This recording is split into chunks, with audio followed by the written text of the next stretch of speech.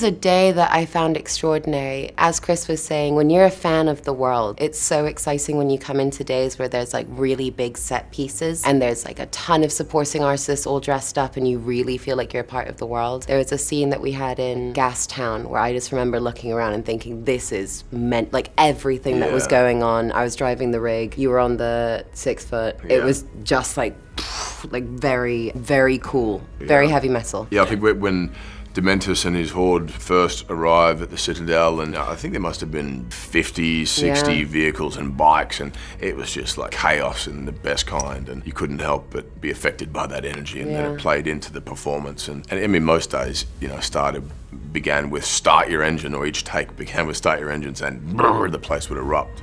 Ladies and gentlemen, start your engines!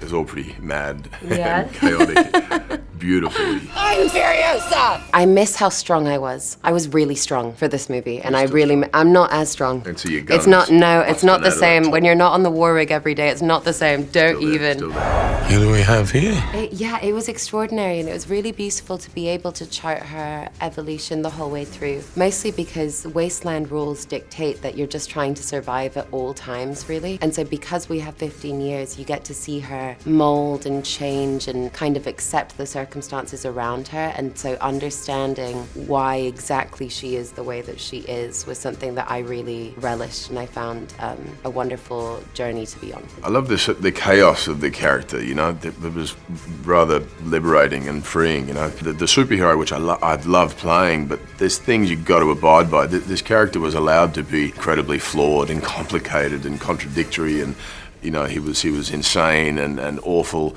at 1 minute, and then to express moments of humanity and vulnerability at other times. And I just enjoyed kind of running with that. You know, I thought there was a sort of looseness to it that I hadn't experienced before, and I was really thankful for.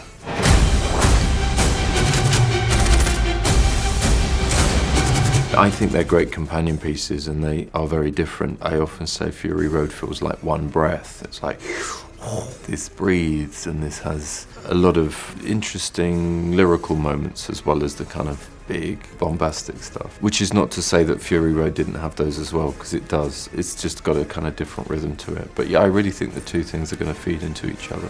This one definitely pushed me. For sure. I think it was just the length of filming and just the sheer amount of action that I had to do. So whenever I wasn't filming on main unit, I was always on second unit. So it just meant that the workload was quite heavy. But to be honest with you, I feel like if you sign up for a Mad Max movie, that's what you want. You want it to be something that's going to be hardcore in some kind of a way. I'd feel a bit cheated if I was just relaxing whilst making Furiosa. We were all ready to go that extra mile just because of the passion we had for the subject matter, for the film, for George, the excitement as fans to be a part of a Mad Max film. So it didn't feel like work in that sense. You know, it was exhausting, but the fun type, you know. It's very different every day. Sometimes they're literally, you're driving, and other days, you know, pretending you're driving because for whatever reason there's a car landing on top and they need a particular shot of, you know, something, you know. There's too many occasions like that to mention, but there's all different components to how you shoot them, which is why it took so long. It was a fascinating experience that I was learning every day about how they